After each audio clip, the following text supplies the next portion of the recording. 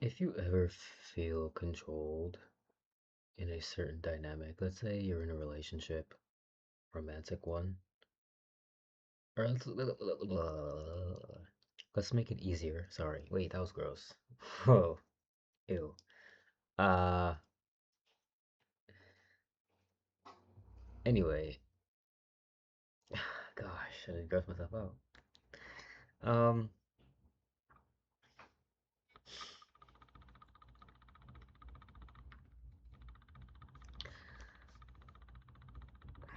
hold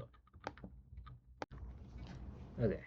So if you find yourself in a, let's take for example a familial dynamic, and let's say you feel like you are being controlled by something. Um, I want to tell you that you're not being controlled by anything.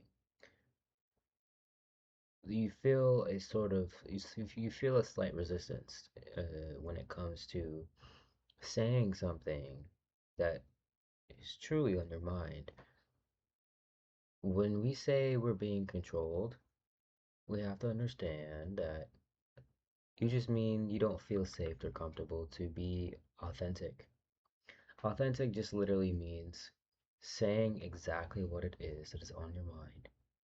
Because there are certain parameters in your own mind that you believe you need to somehow put on a different mask or a different face.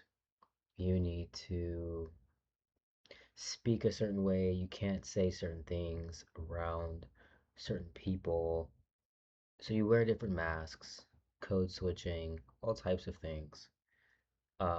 So when you're in those familial dynamics, these different masks kind of show up.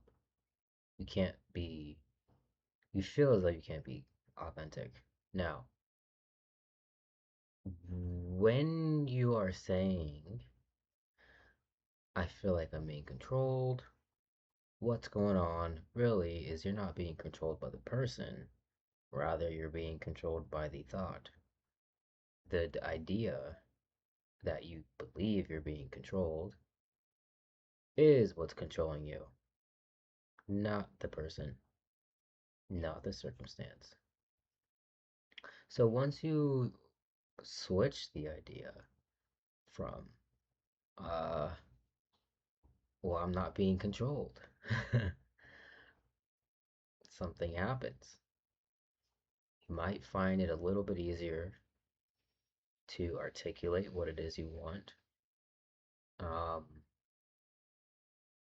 Additionally, you'll probably want to expand on that by um,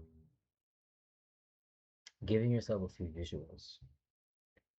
So let's say for example, if you actually feel like you're being controlled, like for example, you're in a relationship, you're in a family dynamic where there's this resistance. Let's say you try being yourself, right? You say what it is that's exactly on your mind, no matter how it comes off. It may come off rude or to them, right? The person's reaction or the response is what makes you feel like you can't be authentic because you care about the response, or the response seems hostile, or something that it's alarming. It's alluring. It's alarming. Okay. Um, I want to, the next time, not that the situation happens or something big happens, but I want you to get into the habit of giving yourself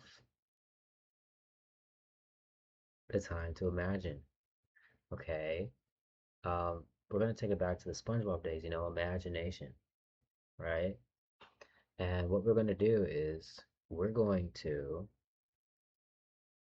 visualize the person you feel as though is controlling you or has some sort of control over you, or you feel as though you have to walk on maybe eggshells, if not eggshells, perhaps, I don't know, like very shallow glass, maybe even a very hollow, um, iced over pond, you know, if you feel like that around someone, the person that is associated with those ideas, you are going to view them in the lens of a child.